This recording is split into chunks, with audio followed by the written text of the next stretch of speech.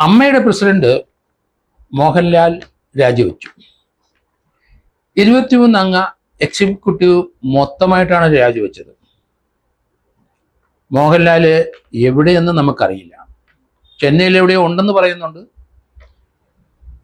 ദുബായിലാണെന്ന് പറയുന്നുണ്ട്. എങ്കിലും അദ്ദേഹം ഇനി പബ്ലിക്കായിട്ട് ഒരു ചാനലിലെയോ അല്ലെങ്കിൽ ഒരു പൊതുരംഗത്തോ വരില്ല. കാരണം അദ്ദേഹത്തിനെതിരെയും ആരോപണം വരാനുള്ള സാധ്യത വളരെ കൂടുതലാണ്. ഒറ്റയ്ക്ക് രാജിവെച്ച് പോകുന്നത് ശരിയല്ല. എക്സിക്യൂട്ടീവ് ഒന്നിച്ച് അവര് രാജിവെച്ച് പോവുകയായിരുന്നു. അതിനോട് ചില ആൾക്കാർക്ക്, അംഗങ്ങൾക്ക് എതിർപ്പുണ്ടായിരുന്നു. ജയൻ ചേർത്തല എന്തിന് രാജിവെച്ചെന്ന് മനസ്സിലാകുന്നില്ല. കാരണം സിദ്ദിഖിനോട് ചില കാര്യത്തിൽ വിയോജിപ്പുണ്ട് എന്നും കേൾക്കുന്നുണ്ട്. എന്തായാലും മലയാള സിനിമാ രംഗത്തെ ഈ പ്രതിസന്ധി അടുത്ത കാലത്തൊന്നും ഓവർകം ചെയ്യുമെന്ന് ഞാൻ കരുതുന്നില്ല. ജഗദീഷിന്റെ നേതൃത്വത്തിലെ സംഘടനയിലെ, അമ്മ സംഘടനയിലെ ചില ആൾക്കാർ വീണ്ടും സജീവമായ രംഗത്ത് വരും എന്ന് കേൾക്കുന്നുണ്ട്. പൃഥ്വിരാജും ഒപ്പം ഉണ്ടാവും. പക്ഷേ ചെറുപ്പക്കാരായ ഇതുപോലെയുള്ള ആക്ഷേപങ്ങളൊന്നും കേൾക്കാത്തവർ അമ്മയെ നയിക്കും എന്നാണ് നമ്മുടെ വിചാരം. അതിനുള്ള സാധ്യതയും വളരെ കുറവാണ്. അമ്മയിൽ ഏകദേശം 506 അംഗങ്ങളുണ്ടെന്നാണ് പറയുന്നത്. പലരും എക്സിക്യൂട്ടീവ് കമ്മിറ്റി പിരിച്ചുവിട്ടപ്പം, ഒന്നിച്ച് രാജി വെച്ചപ്പം മോഹൻലാലിനും മമ്മൂട്ടിക്കും ചില അംഗങ്ങൾ പ്രതിഷേധം ഓൺലൈനിൽ അറിയിച്ചു എന്നാണ് പറയുന്നത്. ഇവർക്ക് മലയാള സിനിമാ രംഗത്ത് ഇനി പിടിച്ചു നിൽക്കാൻ കഴിയില്ല. ആക്ഷേപം കേട്ടവരും പ്രതിസ്ഥാനത്ത് നിൽക്കുന്നവരും ഇതിൻ്റെ ഭാരവാഹികൾക്കൊന്നും ഇനി മലയാള സിനിമയിലെ സ്കോപ്പില്ലാത്തവരായി മാറി. അവരൊക്കെ നല്ല പ്രായം ചെന്നവരാണ്. എങ്കിലും ഈ 15 അംഗ സംഘം, അതാണ് ഈ അമ്മയുടെ ചില ശക്തരായ വ്യക്തികൾ, അവർക്കെതിരായി ഹേമ കമ്മിറ്റിയിൽ പലരും മൊഴി കൊടുത്തിരുന്നു. 15 അംഗ ഗ്രൂപ്പാണ് മലയാള സിനിമ നയിക്കുന്നത്. അവരുടെ ഇഷ്ടത്തിനും ഇംഗിതത്തിനും നിന്നില്ലെങ്കിൽ മലയാള സിനിമയിൽ നടികൾക്കോ നടന്മാർക്കോ പിടിച്ചേക്കാൻ കഴിയില്ല. അവരോട് ചേർന്ന് നിൽക്കണം. നമുക്കറിയാം, നടിമാര് പരാതിപ്പെടാൻ ധൈര്യപ്പെടാത്തതിൻ്റെ കാരണം അവര് ഹേമ കമ്മിറ്റി മുമ്പാകെ പരാതിപ്പെട്ടെങ്കിലും, അവർ വിഷമങ്ങൾ പറഞ്ഞെങ്കിലും അത് തുറന്ന് മറ്റുള്ള ഒരു ലീഗൽ ഫോറത്തിലോ പോലീസിലോ പറയാൻ അവർ മടി കാണിക്കുകയാണ്. കാരണം ഭയമാണ്. കാരണം അങ്ങനെ പരാതി പറഞ്ഞ ഒരു അതിജീവിത മലയാളത്തിലൊരു വലിയ നടിക്ക് എന്ത് സംഭവിച്ചെന്ന് നമ്മൾ കണ്ടു. അവരെ കൊണ്ടുപോയ കാറിനകത്ത് പൾസർ സുനി ഉൾപ്പെടെയുള്ള ചില ഗുണ്ടുകളെ എൻഗേജ് ചെയ്ത് ഒരു നടൻ അവരെ ലൈംഗികമായി വികൃതമായി പീഡിപ്പിച്ച് അതിൻ്റെ ഫോട്ടോ എടുത്തതും നമ്മൾ കണ്ടു. ആ സംഭവത്തിൻ്റെ ട്രയല് ഇപ്പം തീരാറായി. പൾസർ സുനി സുപ്രീം കോടതി വീണ്ടും ജാമ്യത്തിന് പോയി. അയാളെ പ്രതിയായ ദിലീപിൻ്റെ വക്കീല് 95 ദിവസം അയാളെ ക്രോസ് ചെയ്തു എന്നാണ് സുപ്രീം കോടതി ജാമ്യത്തിന് അപേക്ഷിച്ചപ്പം പൾസർ സുനി കൊടുത്തിരിക്കുന്നത്. അടുത്ത മാസം 17-ാം തീയതി ആ കേസിൻ്റെ വിധി പറയാനായിട്ട് സുപ്രീം കോടതി മാറ്റിവെച്ചു.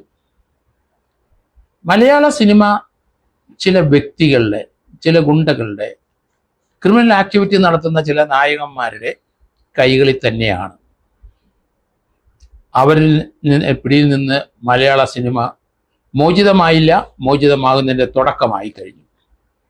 മലയാള സിനിമയിലെ നടീനടന്മാരുടെ അമ്മ എന്ന സംഘടനയെ പിരിച്ചുവിടുന്നതാണ് ഉചിതം. WCC രംഗത്തുണ്ട്. ഇത് രണ്ടും കൂടെ ചേർന്ന്, രണ്ടിലെ അംഗങ്ങൾ പുതിയൊരു സംഘടന വനിതകൾക്കും നടന്മാർക്കും അതുപോലെ നടിമാർക്കും വേണ്ടി ഇനി പ്രവർത്തിക്കുന്നതാണ് ഉചിതം.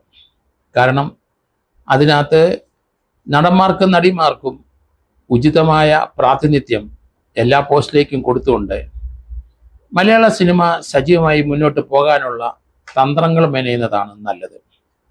മലയാളത്തിൽ ചില ആൾക്കാരുടെ പോക്കറ്റിൽ വെച്ചുകൊണ്ട് നടന്ന ഈ സംഘടന അവരെല്ലാവരും ഇപ്പം പ്രതിസ്ഥാനത്തേക്ക് വന്നുകൊണ്ടിരിക്കുകയാണ്. മുകേഷിനെതിരായിട്ട് മിനു മുനീർ എന്ന് പറഞ്ഞ പെൺകുട്ടി ആക്ഷേപം ഉന്നയിച്ചു. അവരെ അവരെ ചില ചെയ്തികൾ എന്ന് പറഞ്ഞാൽ മുകേഷിൻ്റെ അടുത്ത് പണം ചോദിച്ചു, ബ്ലാക്ക് മെയിൽ ചെയ്യാൻ ശ്രമിച്ചു എന്നൊരു കൗണ്ടർ അറ്റാക്ക് ഇപ്പം മുകേഷ് തുടങ്ങി വെച്ചിട്ടുണ്ട്. മുകേഷ് രാഷ്ട്രീയക്കാരനാണ്. പക്ഷേ ആ കൗണ്ടർ അറ്റാക്കിൽ എന്തിനാണ് പാർട്ടിയുടെ കൊടി വെച്ചതെന്ന് മനസ്സിലാകുന്നില്ല. ഒരു പാർട്ടിയെ അനാവശ്യമായി ദുരുപയോഗം ചെയ്യുന്ന വ്യക്തി തന്നെയാണ് മുകേഷ് എന്നുള്ള കാര്യത്തിൽ സംശയമില്ല. കാരണം പാർട്ടിക്കൊടി വെച്ച് പാർട്ടിയുടെ സംരക്ഷണം കിട്ടുമെന്ന് പ്രതീക്ഷിക്കരുത്. കാരണം ചെയ്ത കാര്യങ്ങൾ തുറന്നു പറയാൻ ചില നടിമാർ തയ്യാറായി വന്ന സ്ഥിതിക്ക് മുകേഷിന് പിടിച്ചു നിൽക്കാൻ പറ്റില്ല. ഇപ്പോൾ തന്നെ കേസെടുത്തിരിക്കുന്നത് രഞ്ജിത്തിനെതിരായിട്ട് കേസായി, നോൺ ബെയിലബിൾ ആണ്, ജാമ്യം കിട്ടാൻ ബുദ്ധിമുട്ടാണ്. ലോവർ കോടതിയിൽ ഏതായാലും ജാമ്യം ലഭിക്കില്ല എന്നുറപ്പായി. ജാമ്യത്തിന് ഇപ്പോൾ മൂവ് ചെയ്ത് കഴിഞ്ഞു എന്ന് പറയുന്നുണ്ട്. അതുപോലെ തന്നെ സിദ്ദിഖിൻ്റെ കേസ് 376 ആണ്, പുതിയ പഴയ IPC അനുസരിച്ച് ആണ് എങ്കിൽ ആ പെൺകുട്ടി പറയുന്നുണ്ട് അവരെ അഭിനയിക്കാൻ വന്നപ്പോൾ അവർ ചെറുപ്രായത്തിലാണ് വന്നത്, 18 വയസ്സിനകം ആണ് ആ റേപ്പെങ്കിൽ അത് പോക്സോ കേസിലേക്ക് പോകും. പിന്നീട് അത് ജീവപര്യന്തം തടവ് വരെ ലഭിക്കാവുന്ന കുറ്റത്തിലേക്ക് കാര്യങ്ങൾ നീങ്ങും. നമ്മൾ വിചാരിക്കുന്ന പോലെ അപ്പുറത്തോട്ട് ആണ് കാര്യങ്ങൾ നീങ്ങുന്നത്. ഗവൺമെൻറ് തീർച്ചയായിട്ടും അതിനകത്തൊരു സ്പെഷ്യൽ ടീമിനെ രൂപീകരിച്ചിട്ടുണ്ട്. ഗവൺമെൻറ്റിൻ്റെ സഹായം ലഭിക്കുമെന്ന് ആരും പ്രതീക്ഷിക്കരുത്. ചിലപ്പം പാർട്ടിയുടെ അണിയായിരിക്കാം, പാർട്ടിക്ക് വേണ്ടി നടന്നതായിരിക്കാം, പാർട്ടിയുടെ എല്ലാ പ്രസ്ഥാനത്തിനും മുന്നിൽ നിന്നവരായിരിക്കും.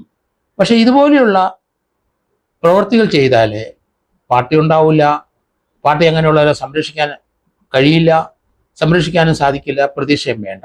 അതുകൊണ്ടായിരിക്കണം പാർട്ടിയിൽ തന്നെയുള്ള എതിർപ്പ് കൊണ്ടായിരിക്കണം മുകേഷിൻ്റെ ആ മിനു മുനീറിനെതിരായി ഉള്ള ആ പോസ്റ്റിലെ ഒരു ചെങ്കൊടിയുടെ പടം ഇട്ടത്. അതെന്തായാലും റിമൂവ് ചെയ്തു എന്ന് മനസ്സിലാക്കുന്നുണ്ട്. മലയാള സിനിമാ രംഗത്ത് എന്താണ് സംഭവിച്ചതെന്ന് കൃത്യമായി ഇപ്പോൾ വെളിയിൽ വന്നുകൊണ്ടിരിക്കുന്നു. ഏതായാലും രഞ്ജിത്തിനെതിരായി SP പൂങ്കുഴലിയുടെ നേതൃത്വത്തിൽ അന്വേഷണം തുടങ്ങിക്കഴിഞ്ഞു. രഞ്ജിത്ത് ജാമ്യത്തിന് മൂവ് ചെയ്തിട്ടുണ്ട് എന്നും പറയുന്നുണ്ട്. അത് അദ്ദേഹത്തിൻ്റെ അവകാശമാണ്, മൂവ് ചെയ്യട്ടെ.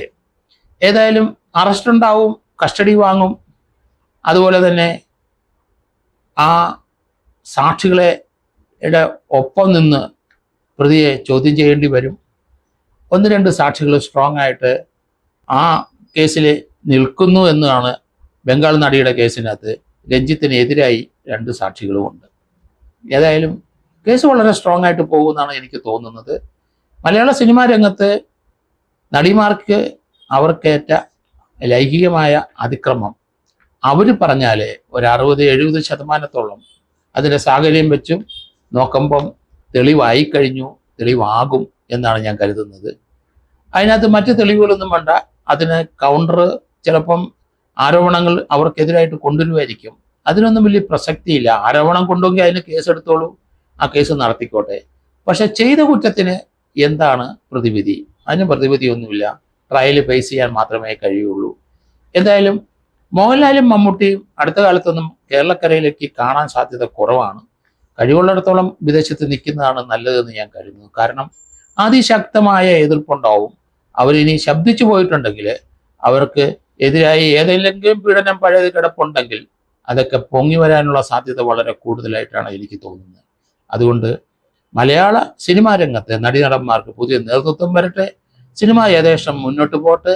മലയാളികൾ ഏറ്റവും കൂടുതൽ ആസ്വദിക്കുന്നതും എൻജോയ് ചെയ്യുന്നതും മലയാള സിനിമ കണ്ടിട്ടാണ്. ആ പഴയ കാലത്തെ ആൾക്കാരെല്ലാം മാറി പുതിയ ആൾക്കാർ രംഗപ്രവേശനം ചെയ്ത് മലയാള സിനിമയെ പോഷിപ്പിക്കട്ടെ എന്ന് ഞാൻ അഭ്യർത്ഥിക്കുന്നു.